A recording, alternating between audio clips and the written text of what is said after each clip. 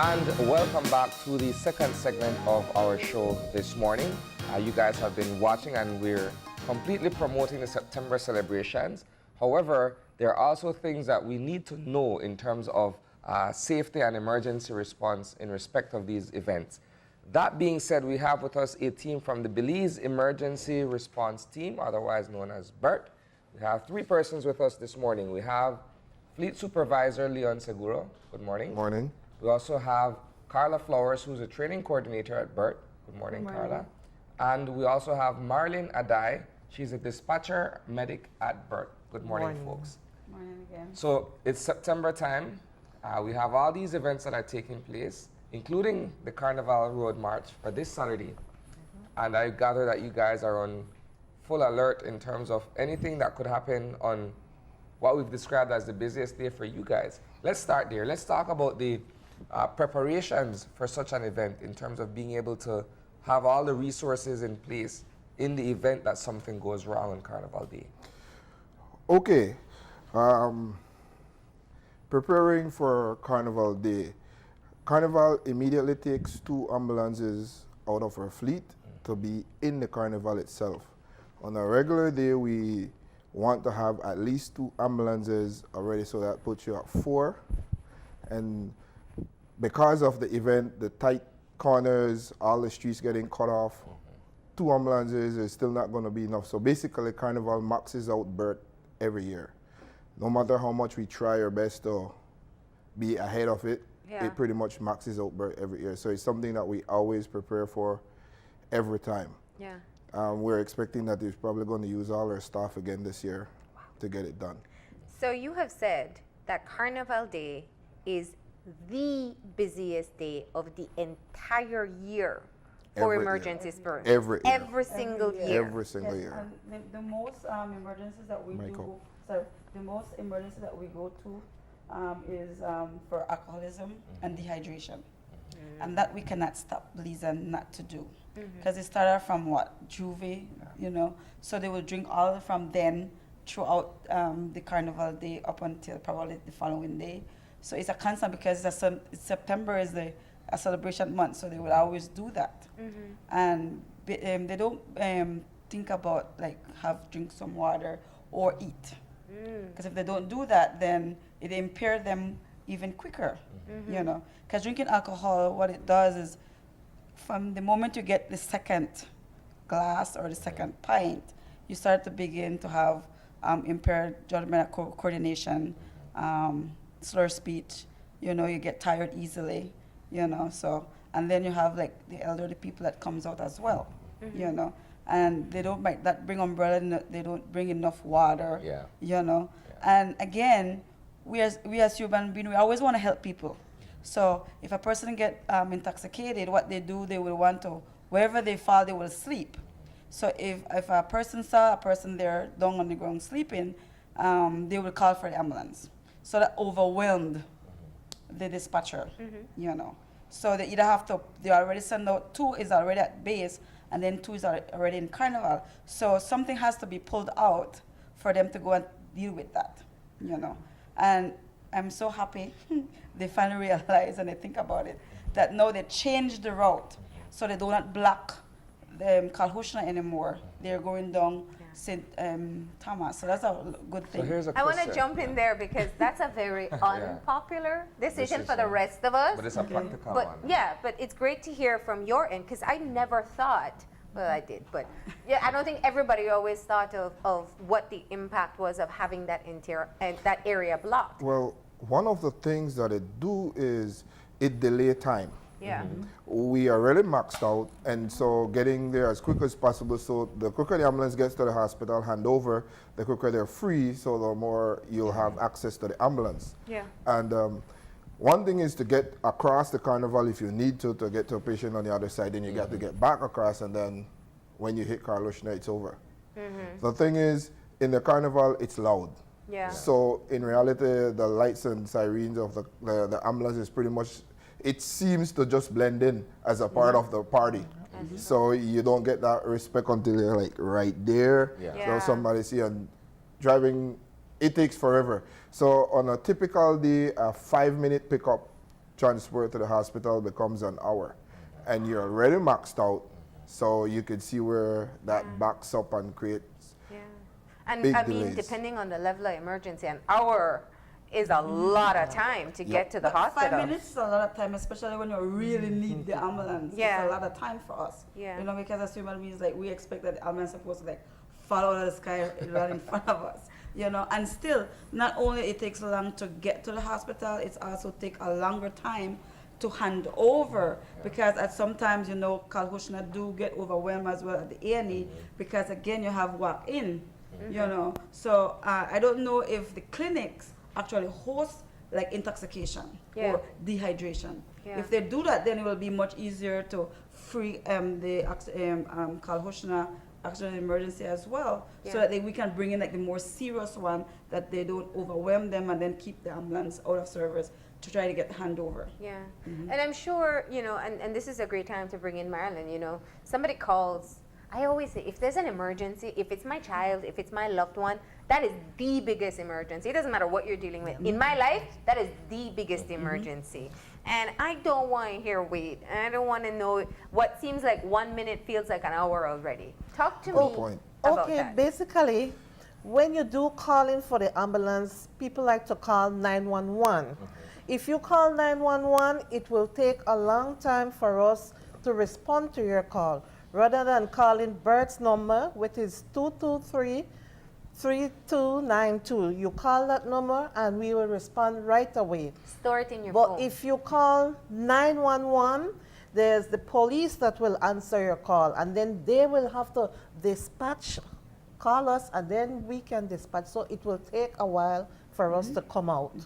And if I call BERT directly, Yes. you have direct communication Yes. with the ambulance Direct that is coming to communication me. with you, Yeah. because you call me, so I will be speaking to you. But it's interesting how that works in the context of always telling people, well, if there's ever an emergency, call 911. You don't say, okay, if there's an emergency, call this number specifically for BERT. Well, in Belize, unfortunately, there's not what is called a central dispatch system as yet. Yeah. And so you'll have to try and be a little bit more open-minded, that if you need a fire, it's best you call the fire department. So, you know, you have your little calendar. And nowadays, that's a little bit old school, but your phone, you could got 1, 2, 3, fire, police, ambulance. You know the emergency, what you need, call them. What I could tell you is if you call BERT and you say there's a car accident, the dispatcher is going to ask you the necessary questions, and by the time they're through, they'll know if they need to call the police and the fire department. That saves you all that stress.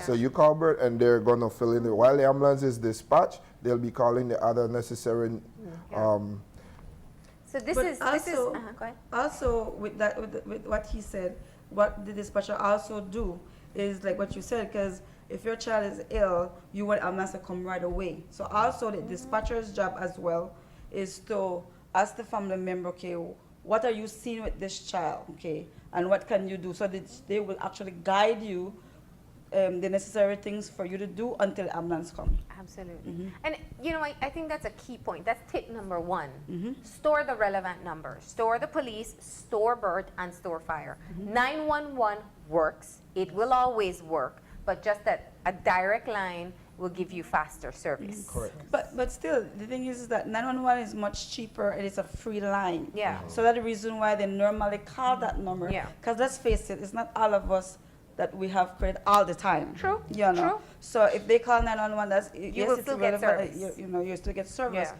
It's just that when we get there, we tell them that, you know what number did you call? Because normally, like you said, if it's my child or your elderly, because mostly for us, we are more, have more feelings towards more the child or And the elderly. infants and the elderly, because they don't know how much, you know, as we age, we get like a child again, you know. So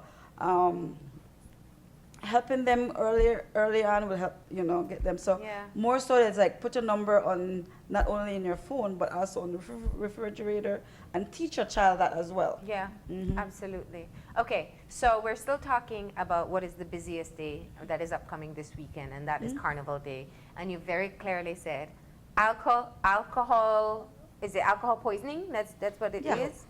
Too much alcohol consumption Too much, yeah. and dehydration are your number two Yes. issues that you see. Or people on the street. Yeah. What else do we You- see around this time? Well, next thing that you see is the fact that you have a lot of people together. You get that little friction going, and so you have a little scuffle there and a little scuffle there. And honestly, for the past few carnivals that I've worked, it's pretty much just that. Nothing major, Yeah. just a little confrontation there, a little confrontation. Someone get hurt from a little fight.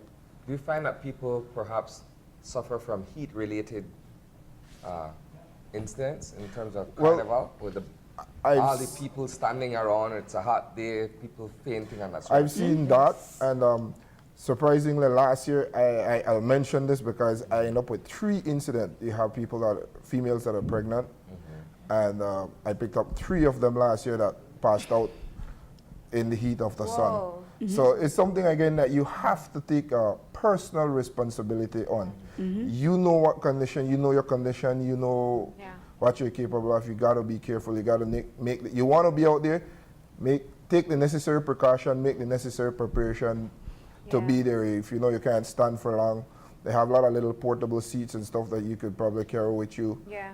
That kind of thing, so you could make yourself Let comfortable. me ask a quick question here, and I perhaps I'm going back to part of the discussion we had earlier. So we do have a defined carnival route. Do you guys have an alternate means of getting to the Carl Houston or any other medical facility against what you know the direction of the carnival will be? Well, the carnival is long. I drive the carnival almost every year. The carnival is long, and there's going to be points where no matter what, it's going to cut off north from south. Yeah. Or more, not north from south, more east from west. And so when that happens, you're going to eventually have to go through it. Yeah. What we try our best to do is have the ambulance closest to the general area respond, or depending on what side. Because if I'm in the carnival and there's something happen on the east side, I am in the carnival, so it's easier to divert that way than to have an ambulance that is coming from the base to come and cut across the carnival, that kind of stuff. So the dispatcher uses his discretion to know what would be a quicker function. A very important part of your dispatch process is people being cooperative in traffic Oh, well, and everything else. that's part of my problem that I see every day. For carnival, we don't even, it's like flogging a dead horse. it happens even the 8 o'clock traffic in the morning. And school Lights and siren. I said this last year, I'm going to say it again. Blazing the ambulance going down the street with lights and siren works for some emergency, but not all. There is certain emergency that we need to get to the hospital that we can't even use the lights. Yeah. Because you have people that are suffering from epilepsy. If we use the lights, it will re-trigger the seizures. You have elderly people that are suffering or possible going into a cardiac arrest or something like that. If I put them in that ambulance and take off to the hospital with lights and siren, they're gonna have a cardiac arrest before they You're reach. overwhelming that Of person. course, and not only that, if you look at it that way, you have a 85-year-old person with that, and then the 85-year-old husband or wife is at home, and I take off like that, we have another patient because we're not making the situation calm. And so it is important when you see the ambulance, give it that respect. Unfortunately, though, it's not part of our culture. No. Where, for instance, in the United States, it's understood that whenever an ambulance is passing, the motorist pull to the side of the road and you have the right of way immediately. Correct. In Belize, we don't care. The ambulance could be blaring and someone is dying in the back and me first, and we continue to drive. I see people literally push in front of the ambulance to go. Wow. Especially these guys with the green license plate. Oh. It's a sad thing, but I must say, I take the initiative to check, and there is a law in the laws of Belize that is very specific to not giving way to emergency vehicles. And as a fleet supervisor, I will be working with the police department in traffic, and we're going to get to a point where it's going to be enforced and making sure that you get tickets, and that will build the culture that you give the ambulance. But the law is already there. Cam so that you can record just how people are not adhering to this particular law. Because it is, you know, one time I think in a conversation right here on the set you said it, and I think it completely changed my perspective. I don't know if my family members in that You don't ambulance. know who's in there. I have no idea. It could be any one of my loved ones who's in that ambulance that I'm cutting off. And that really, if you think of it that way, because we can be sometimes inherently selfish, it changes how you react, what kind of empathy you give to the people who are in that car or in the bus. Sorry. And when that light and that siren is on, it's just asking you to just let us pass through. Just pull to the side and let us pass through. I mean, how long does it take? You're driving on the highway. You 3 pull, seconds. you pull to the right, give us the brake, and we go. Yeah. And that's the next thing we need to always remember. Giving the ambulance brake is pulling to the right. Yeah. You pull to the right. You got some people, I know they get a little excited, they just stop. That is another issue. Or they You pull know, to they the just stop. Yeah. Wherever they are, middle of the street, where they just stop. Pull to the right Yeah. and let the ambulance go through. Yeah. I think it's because perhaps in the past there has been this general idea that, like the police department with its fleet of vehicles and lights and sirens, all of that just to go right there. And then you as a motorist, you have the impression, okay, well, I just pulled aside to allow for passage, and this person went right to the Chinese shop. So it's part of that general thinking that, you know, it's never really an emergency. It's never really as important. Okay, well, or I urgent. could tell you that BERT has stuff put in place because we do not tolerate that. The drivers at BERT, no, they will be penalized if they would be using the lights and siren for a non-emergency case, just to try and for their personal gain. No, we do not tolerate that at all. Yeah. And we are very familiar with, we actually know every step our ambulance take there. Retrofit with GPS, so we know where they are. So when the dispatchers say, we know that you were there or not, so we could check on stuff like that. Yeah. So once you see the ambulance on the move, it is And for a then purpose. the ambulance we communicate, we don't necessarily have to be at base or coming from base. We could be driving down Princess Margaret Drive and we didn't have an emergency. We're going slow and you just overtake us and gone, and that is fine. And right at that very moment we get a call and then we Everything respond. changes.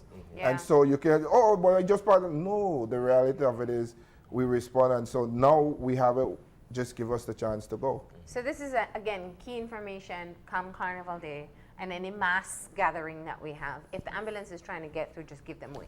Please. Especially on a day where you're struggling to find parking. And we know even the way people park on Carnival Day problem. completely blocks off traffic sometimes. Well, I did mention that again last year, that for the Carnival Day, come on, if you're 100 yards or 200 yards away, leave the car at home, minimize the amount of cars on the street. Congestion of vehicles. Yeah, minimize that. Yeah. Leave it at home and take a little walk. The exercise is good. Yeah. So let's talk about some of the things we can do when we call in to BERT. As the dispatcher, tell us, you know, if I'm panicked, I'm scared, I'm worried, I just want to see a bus there. Tell me some of the things that I can expect when I call. The first thing you do when you call into BERT, we want the person name that is calling. We want your phone number, that if your credit has finished, I can call you back. I want your location and what's wrong with the patient. Okay. That's the first information. Yes, that's the first information we need. Okay. And then from there, I can dispatch the ambulance and say, yes, this is an emergency. I dispatch out the ambulance. Okay. And then you also talk them through some of the things they can do. Yes, yes. What are some of the challenges you have when people call in? Some people call in and say, okay, I'm having maybe just someone who is maybe laying down and they can't tell me no other information. So I have to be probing them and asking them, is the person, just go and see if the person can respond to you. Yeah. And if they can respond to you, try to get what is happening with the person. Yeah. Sometimes they say, like I get a call, I think it was a 5-year-old. He say, I just need the ambulance. And then hang up, 146, I need the ambulance. Oh my God. But I still dispatched the ambulance, but I didn't get no other information. But how do you know where to send them? Because she said, I need the ambulance at 146 West Canyon. So I still dispatch the ambulance. Yeah. I don't know what is going on there, but I Yeah. still dispatch the ambulance. Yeah. And so, yeah, that's a good thing. Train your kids Yeah. as to what to do. All right, so we talked about what to expect when you talk to the dispatcher and how to respect the buses. Let's talk about what we can do to prevent what you always see on Carnival Day. Give us some real advice. So I'm not calling to say I need a bus for my loved one. Alcohol, it does not rehydrate you. It So dehydrates you. when you're thirsty, drink water. Yeah. Some Gatorade, because you're sweating out there, so you get back a little bit of the salt. Yes.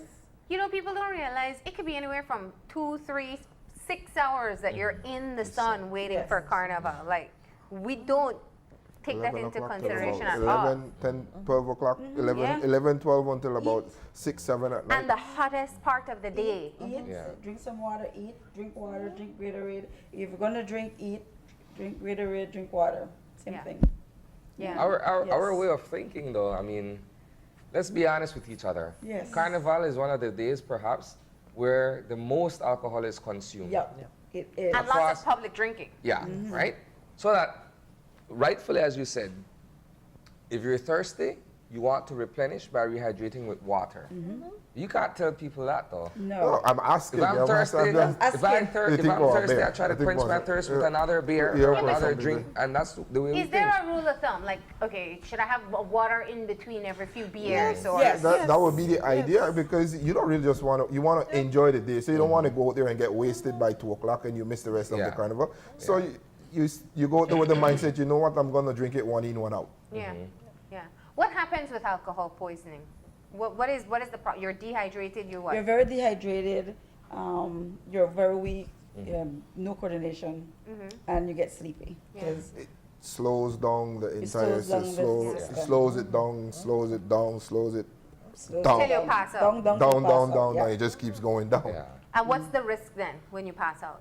That's it. You have to then they call the ambulance because someone will find the person on the ground sleeping. could die. Because they want to sleep, and going to sleep might never get up. You could die. And that's what I was going to say. Alcohol poisoning can kill you. Like, Yes. passing out is not No, just that's fun and not it. games. That's your body saying, I'm No shutting more, down yeah. because I cannot allow you to put any more alcohol No. in this body. And then you got some friends that wake them up because the party is not done yet, and No. they Yeah. drink some And they more. go again. Yeah, Yeah. yeah. So include water. And you mentioned something important. Pregnant women, elderly, and children are more Prone. at risk to being in the heat. Should they even go out to see Carnival? We What's can't the- stop that. We That- cannot that's stop why that. when I mean, but advice. That's advice. why when I mentioned it, I came up with some options of being responsible. You know what? You should know what you're capable of, and then take the necessary precaution. An Okay. umbrella is a little bit hard out there because of the close proximity of everybody, but a little portable chair so you could sit and rest until the carnival is passing or something like that. Okay. And try and minimize being too caught up in the tightness of the crowd. Because a lot of times we tend to want to be in the thick of things. So Correct. we want to stand where everybody is standing. Right- as opposed right- to right there. Perhaps finding a veranda or a high perch and looking down at it or, Be nice you with know, the in the shade. with the Yeah. shade. In the shade. Or watch it on TV. Try to on do Or that. watch it Spotify. on TV, yes. Yeah, you get a Perfect. closer view than any other street side. I'd rather do that. I'd rather do that. Yeah. I know, but it is a part of our culture. I'm not being naive. I know that we all love, myself included, going out there. But simple things like including the water, finding shade, ensuring we get some kind of break from the sun as well, respecting the ambulance when they come out, and making sure we give the right information to the ambulance. Dehydration also occurs even when you're not drinking Correct. as well, Yes. right? No. So it's- Especially with elderly, because they don't drink a lot of water, then they want to wear a lot of clothes. So they need to drink water. So the family member who take them out needs to make sure they drink water, make sure they got something to eat. Also take a snack with them. Yeah. Okay. All Try right. to And- wear a little bit loose clothing instead Yeah. of constrict. Yeah, constricting clothing. Any final advice as we wrap up this segment? Well, you do the CPR, man. Yes, you want to say something about CPR month? Okay, for this month, American Heart Association, this is our CPR month. We as instructors at BERT, We'll be going across the country, where we'll be going into primary and secondary school, and we'll be instructing how to do hands-on CPR, how to call for help, and doing chest compression. Nice. All right. That's for the entire month. And you can also request private training as well, right? Yes. Oh, yes. We can But request. what she mentioned, though, we'll be doing that. I think we have scheduled for about 3,000 people that we were targeting, and we'll be doing that for free, giving back to society. Nice. All right. Thank you very much for being here. We appreciate it. And best of luck come this Carnival Saturday. Thank you for having All us. right. We're going to go ahead and take a break. When we come back, it's for the first interview with the new Queen of the Bay. So stay tuned.